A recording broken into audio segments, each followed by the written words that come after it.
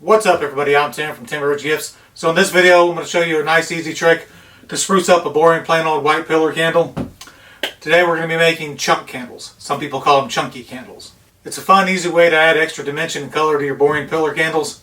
And the best part is, we made these all with just scrap wax we had laying around the shop. So let's go ahead and get started and check out the supplies we're going to need. So just a few supplies we're going to need for this candle. First things first, we're going to need our wax. It's just a straight paraffin wax with a melt point of 130. We're going to need some stearic acid. We'll talk about that more in a minute. We're going to need our pillar molds, our wicks, and our wax embeds. Now these were made using just scrap wax that I had laying around the shop. Basically just melted it down, dyed it to the color I wanted, and molded it into these little shapes. To do that, just used a miniature ice cube tray that I got at Marshall's, I believe. You don't actually need one of these. I like it because it keeps everything the exact same shape. But if you didn't have one of those, you could use just a cookie sheet. Just pour your wax in there, cut it into little squares. It would work just as well. But I like everything to look the same, so I'm going to use that. And come up with these perfectly shaped little square pieces. That's really all we need for this. Let's go ahead and melt our wax down and get started. So the wax we're using is a melt point of 130. We're using that because it's going to keep us right around in the range where we can pour it cool enough that it's not actually going to melt our little embeds when it sets up in the candle. We don't want it too hot because it'll just melt it and we'll end up with just a brown candle where everything's melted together. We don't want that. We want them to retain their shape and their color. So we're going to use that type of wax. We're going to add some stearic acid to it. Stearic acid is basically just a hardening agent that you can add to candles to make them harder. It also has the benefit of making them a little bit more translucent. So we're using the white wax. It's kind of translucent enough. We don't really need this, but since I've got it, I'm going to go ahead and use it. So we're going to add this. And it's going to make our finished candle that much more translucent, so these embeds really shine through. So we're going to let that melt down. We're going to go ahead and get our molds ready. So to do that, we're just going to feed our wick through the bottom. Plug our hole with a little bit of mold putty, secure that wick in place.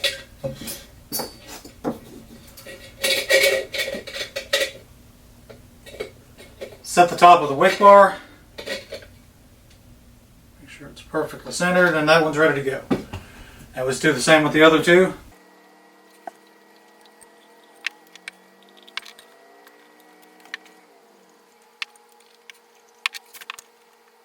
Alright, so our wax is about ready. We've got our mold set up. Now we need to go ahead and add our embeds. For this star-shaped mold, I think I'm going to do maybe a red, white, and blue, kind of a patriotic thing. So we're going to take our red, take our blue, get it mixed together really well, and we're just going to fill our mold up.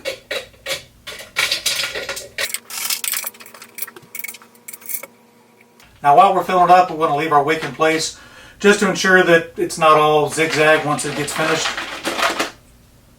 So we're just going to leave the wick in place and fill up around it.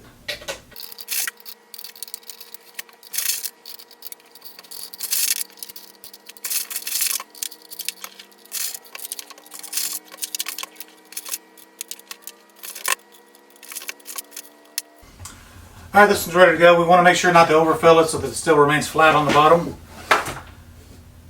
Next, for this little one, I think I'm going to use my neon colors. We're just going to do layers. So let's do a layer of the neon green.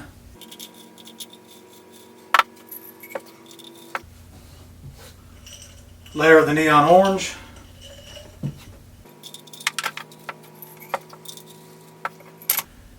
And finish it off with a layer of the neon yellow.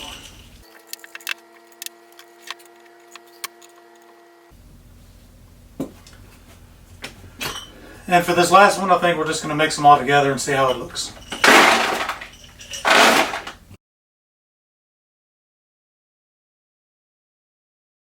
I think those are mixed together well enough. We're just going to fill it up like we did the others.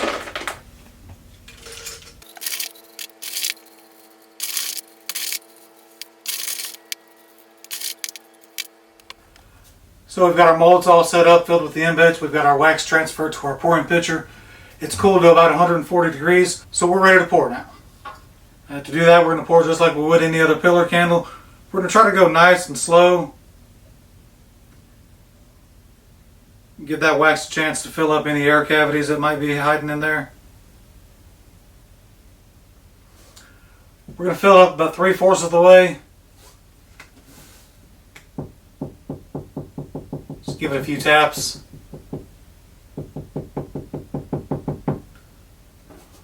Hopefully that'll release any air bubbles that are trapped in there.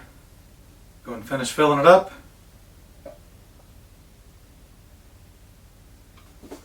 And that one's ready to cool. We'll do the same with the next two.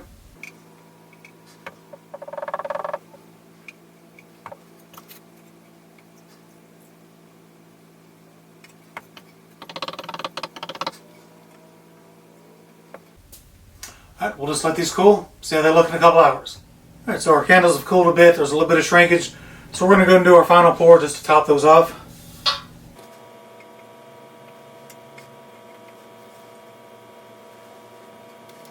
We'll continue to let those set up and we'll be ready to unmold in a few hours. So our candles are completely cooled, it's time to unmold them and check them out. I've already unmolded the star mold. As you can see, the way the little chunk embeds we put in there shine through. Makes for a nice, great design, easy way to spruce up a boring old plain white candle. Now it's time to unmold and check out the other two. Now we added the stearic acid because it hardens the wax and makes it a little bit more opaque. It also has the added benefit of shrinking the wax slightly. So in a pillar mold, it's going to be really beneficial because it's actually going to shrink it enough to where it's going to release pretty much effortlessly. There's no wrestling with it, fighting to get it out of the mold. It's just going to pop right out.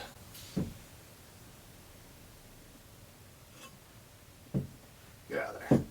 There we go. As you can see, both came out with very little effort. You can see our chunk embed shining through, making for a nice design. Definitely a very interesting candle, fun way of making candles, and a great way to use up all that extra scrap wax that you've been saving around your shop. Hope you guys enjoyed this. Make sure you guys subscribe to my channel, turn on the notification button so you'll know when I drop new videos. Thanks for watching, everybody.